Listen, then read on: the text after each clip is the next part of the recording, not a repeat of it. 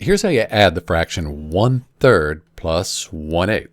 What we need is to have this denominator here, both of these denominators to be the same, a common denominator.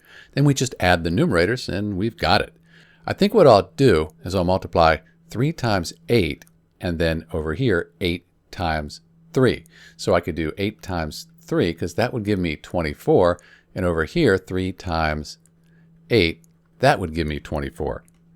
And then I'd have the same denominator. But you can't just multiply the denominator by 8 here. You need to multiply the numerator by 8 as well, because 8 over 8 is 1. So we're just multiplying by 1. We don't change the value.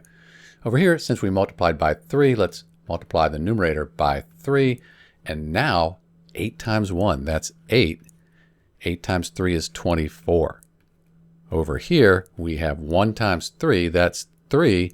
8 times 3 is 24. So now we have the same denominator. We're just going to add the numerators together and we'll have our final answer. So 8 plus 3, that's 11. And then with fractions, when we add fractions, we just keep the denominator the same, 24. And in answer to our question, 1/3 plus 1/8, that equals 11 24ths. This is Dr. V. Thanks for watching.